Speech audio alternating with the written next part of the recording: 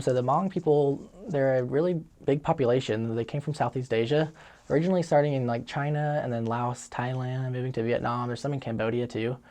And then during the Vietnam War, the Hmong people, they sided with America and fighting against the Vietnamese people. And then when the United States pulled out of the Vietnam War, then a lot of the Hmong people were left kind of stranded there. And so instead of just leaving them there to fend for themselves, a lot of the Hmong people were able to come here to the United States. And that's why there's such a big population here in the United States, just because there's a lot of people in Fresno, tons of people in Wisconsin and Minnesota, even some in North Carolina and Georgia, I think, too, some different places. But the Hmong culture is extremely interesting, and there's lots of awesome things that the Hmong people brought with them from Laos, Thailand, and those areas, and lots of things that they picked up here that are really kind of nice. In my opinion, the Hmong people are some of the nicest people in the world. They're super generous. Sometimes they don't have a lot, but they really are willing to be generous and give a lot of what they have, even though they might not have as much. And sometimes I've noticed since I met a lot of the Hmong people when I was on my Hmong mission, serving a Hmong mission in California in Fresno. That's where I picked up Hmong, where I learned and met a lot of different Hmong people. I noticed how nice they were and how willing they were to let anybody in. If you just knock on their door and say, "Hey, the missionaries," say anything in Hmong, and they just automatically love you for learning their language. And they're so willing to let people in. They're so willing to learn about other people too. And a lot of them try to learn English and try to assimilate into the culture here and learn a bunch of different things. And it was extremely fun to see how nice they were. You could just knock on the door and say hi to anyone. You would be let in the house. Everybody lets you in, and they'll try to feed you, and they always give you a water bottle when you go in the house. They're super nice people. Anyways, there's a lot of different things about the Hmong culture that I found super interesting. For one, back in Laos and Thailand and their places, they used to live at the top of mountains, and they had a cool culture there where they'd live at the top of mountains, and then their family structure was a little bit different than ours too. So the men would be like the primary protectors, and they'd go out and hunt food and bring back the animals that they killed and feed the family and stuff like that. And they take care of the leadership roles as well. The women were more expected to just follow the men in the community, and just kind of they were more of the stay-at-home mother kind of type.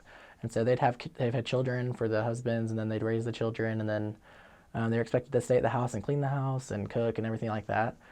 Here in America, things changed a lot when they came here, just because the American women here are much more used to having their own rights and kind of being able to lead their own lives, kind of thing. So it was a lot different, I think, in my opinion, seeing the Hmong women sometimes even frustrated, seeing how much freedom the women here have, and them still having to follow their culture. There's a lot of religious reasons that they followed their husbands too, because there's a bunch of different clans. There's 18 clans of the Hmong people, and so there's the Yangs, the Zhongs, the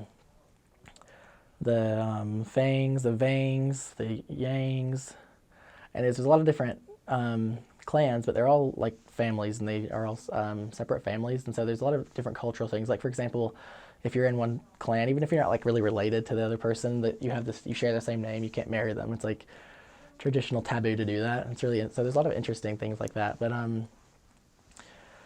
anyways, with the religious aspect of this, like the family structure, if you're in the same clan as someone, then you have like, if you keep the traditions and keep the old religion that Hmong people have, that it's more like shamanism. That's what it's called, the shamanism, and they have a lot of rituals and different things to help people have like a good afterlife, and so they'll be together and stuff like that.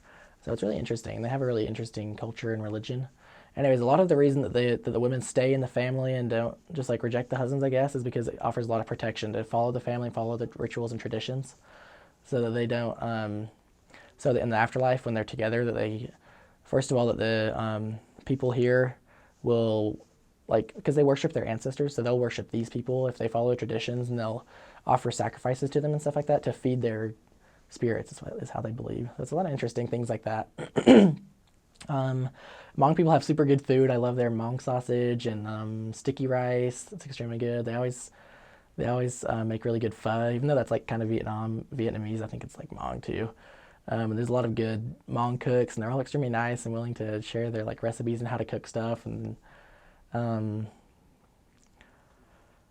anyways, also while I was in Fresno, California, teaching the gospel of Jesus Christ to the Hmong people.